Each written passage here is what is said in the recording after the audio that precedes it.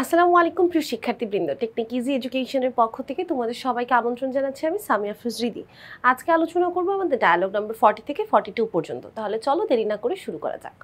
আমাদের 40 নম্বর ডায়ালগে বলছে যে suppose you are Alif, your friend Rifat knows a lot about air pollution. মনে করো তোমার বন্ধুর নাম রিফাত এবং সে এয়ার পলিউশন সম্পর্কে জানে এবং তুমি হচ্ছে আলিফ। তাহলে কনভারসেশন আলিফ আর রিফাতের মধ্যে। Now write a dialogue between you and your friend on various effects and remedies of the problem. অর্থাৎ এখন একটি ডায়ালগ লিখবে কিসের উপর, যে এই এয়ার পলিউশনের এফেক্ট প্রভাব কী এবং রেমেডিজ প্রতিকারের উপায় কী। আচ্ছা, তাহলে আসলে আমরা ডায়ালগটা প্রথমে যখন শুরু করব তখন অবশ্যই আমরা রিফাত আলিফ নাম দিয়ে থাকবে, এক পাশে নাম থাকবে এবং আরেক পাশে আমাদের অ্যান্সারগুলো বা কোটেশনগুলো থাকবে এবং অবশ্যই সেখানে পাংচুয়েশন মার্কসগুলো ভালোভাবে খেয়াল করতে হবে। এবং আমরা জানি প্রথমে আমরা অভিবাদনের মাধ্যমে শুরু করব, hello, how are you, where are you, এই কথাগুলোর মাধ্যমে। তাহলে hello Arif, where are you going, তুমি কোথায় যাচ্ছ?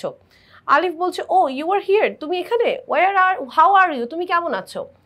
I am hale and hearty, আমি সুস্থ আছি, ভালো আছি। But how do you do, তুমি কেমন আছো? দেখেন আমরা কিন্তু সবসময় বলি আই এম ফাইন, ফাইন না বলে কিন্তু এখানে নতুন একটা জিনিস আমরা দেখতে পাচ্ছি, হেল অ্যান্ড হার্টি। আচ্ছা, এটা ব্যবহার করা যেতে পারে। আলিফ বলছে আই এম সো সো, আমিও আছি কোনো রকম। It's impossible to keep good inhaling in polluted air. By the way, I was going to you.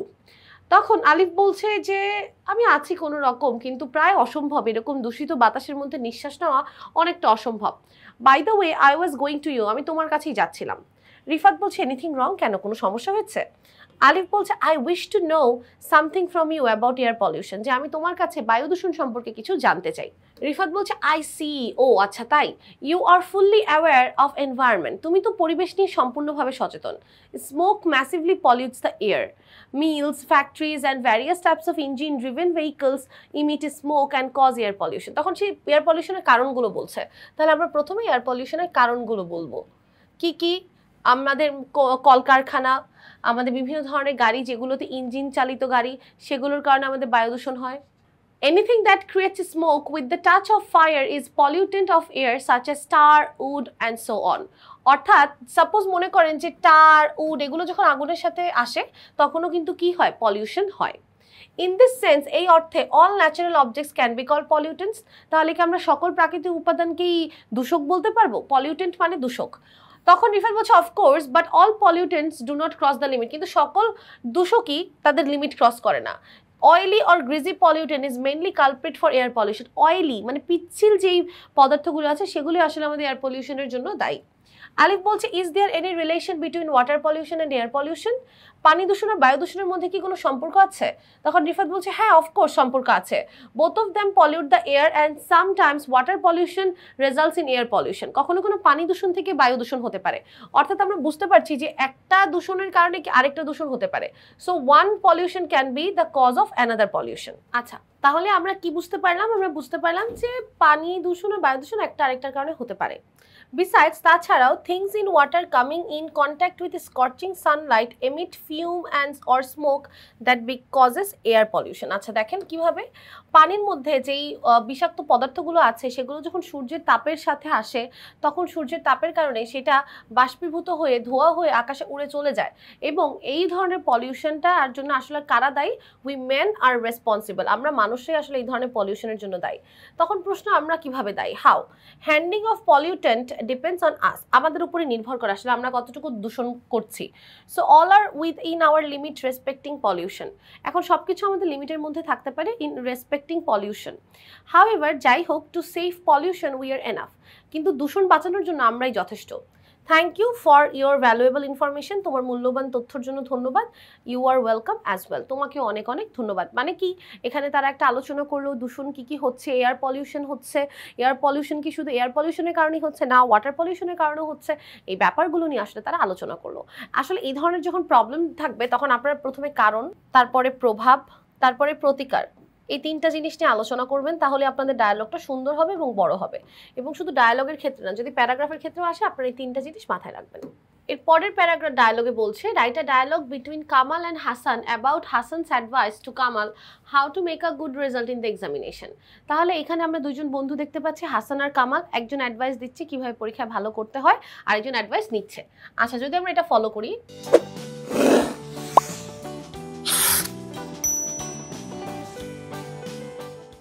Hasan বলছে হাউস লাইফ, জীবন কেমন চলছে। কামাল বলছে নট গুড। দেখেন, সবসময় যে আপনাকে হাউ আর ইউ বলতে হবে এমন কোনো কথা আছে নাই। তাহলে আপনি এখানে দেখেন নিজের মতো করে সুন্দরভাবে বলতে পারেন হাউস লাইফ, জীবন কেমন, নট গুড, অত ভালো না। হাসান বলছে ইয়া, হ্যাঁ। ইউ লুক স্যাড, তোমাকে দেখতে অনেক বেশি দুঃখ মনে হচ্ছে, যে তুমি অনেক স্যাড, বেশি হ্যাপি না। হোয়াটস দ্য ম্যাটার, ব্যাপার কি। কামাল বলছে you know I can not do well in the exam, আমি পরীক্ষায় ভালো করতে পারিনি।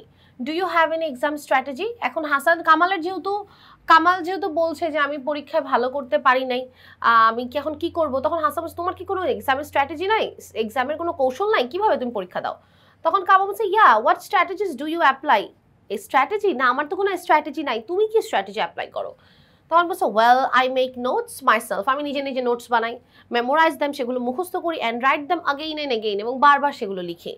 কামাল তারপর বলছে আর কি করো। I always try to understand what I read, আমি সব কিছু বুঝে বুঝে পড়ার চেষ্টা করি।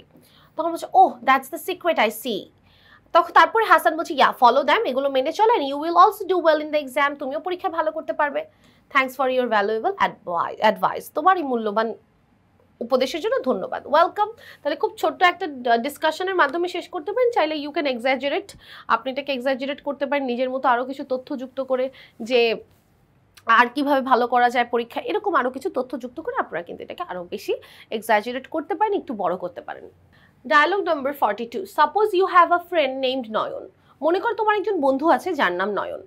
Now write a dialogue between you and your friend about the importance of keeping our environment clean. অর্থাৎ পরিবেশকে পরিষ্কার পরিচ্ছন্ন রাখার ব্যাপারে একটা ডায়লগ লিখতে হবে। তাহলে আসো আমরা দেখি পরিবেশকে পরিষ্কার পরিচ্ছন্ন রাখার জন্য আমরা ডায়লগটা কিভাবে লিখব। প্রথমে আমাদের এখানে অভিবাদন যাবে, hello Nayan, how are you, salutation, I am fine, how are you, তুমি কেমন আছো, আই এম অলসো ফাইন, আমিও ভালো আছি, কোথায় যাচ্ছ। এখন আসেন কথায়, যে কোথায় যাচ্ছি। নয়ন বলছে I am going to the mayor's office for requesting him to take necessary steps to clean the city environment. আমি মেয়রের অফিসে যাচ্ছি তাকে অনুরোধ করার জন্য যেন সে কিছু জরুরি পদক্ষেপ নেয় অফিসটাকে কি করার জন্য, আমাদের এলাকাটাকে কি করার জন্য, বা পরিবেশকে পরিষ্কার করার জন্য। তখন উত্তর দেখেন, এখানে কিন্তু ক্যারেক্টার দুইজন, একজন হচ্ছে you and your friend name Nayan, তাহলে মাইসেলফ আর নয়ন। এখন নয়ন যেহেতু যাচ্ছে, তখন আমি জিজ্ঞেস করছি তাকে, গুড থিঙ্কিং, ভালো চিন্তা, environment pollution has grasped our city. অর্থাৎ এনভায়রনমেন্ট পলিউশন, পরিবেশ দূষণ আমাদের শহরকে পুরো একদম কবলে নিয়ে নিয়েছে। ইউ আর রাইট, তুমি ঠিক বলেছো। When you come out of the house you will see waste here and there. তুমি যখনই তোমার বাসা থেকে বের হয়ে আসবে, তুমি খালি দেখবে ময়লা আবর্জনা এখানে সেখানে পড়ে আছে। And the stench is very bad, এবং এটার যে দুর্গন্ধ এটা খুবই বাজে হবে। ইফ দিস গোজ অন, যদি এভাবে চলতে থাকে, the cities will turn into a dustbin, তাহলে এভাবেই একটা শহর ময়লার ডাস্টবিনে পরিণত হবে। People are throwing waste indiscriminately and they are not aware of it. হ্যাঁ, মানুষরা অবিবেচকভাবে ময়লা ফেলছে এবং তারা এটা নিয়ে সচেতন নয়। তাহলে দেখো, এখানে কিন্তু একজন এটার পক্ষে আরেকজন বিপক্ষে এমন না, দুজনেই বলছে যে আসলে মানুষরা করছে বা কিভাবে দূষিত হচ্ছে, এই কথাও কিন্তু কি দুজনেই সমানভাবে বলছে। The waste management system of city corporation is not also functioning properly, এবং সিটি কর্পোরেশনের যে ময়লা আবর্জনা যে ম্যানেজমেন্ট বা ব্যবস্থাপনার যে কাজ, সেটাও তারা ঠিকমতো করতে পারছে না। তখন নয়ন বলছে হ্যাঁ, I think local authority should try to make it more effective. অর্থাৎ আমাদের যে লোকাল অথরিটি আছে, কর্তৃপক্ষ আছে, তাদেরকে এই কাজটা আরও ভালোভাবে করা উচিত।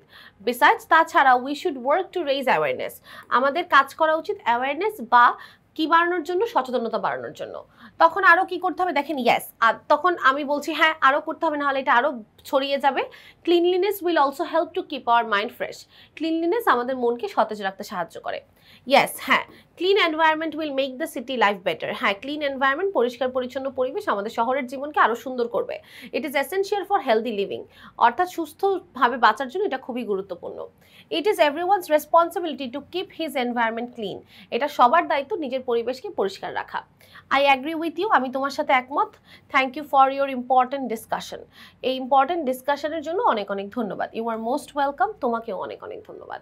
তাহলে দেখেন, এখানে কিন্তু তারা দুজনেই একটা শহরকে বা পরিবেশকে পরিষ্কার রাখার জন্য কি কি করা উচিত সেই ব্যাপারগুলো নিয়ে আলোচনা করেছে। সবাইকে অনেক অনেক ধন্যবাদ এই পর্বটি দেখার জন্য। সবাই ভালো থাকবেন, সুস্থ থাকবেন। আসসালামু আলাইকুম ওয়া রাহমাতুল্লাহি ওয়া বারাকাতুহু।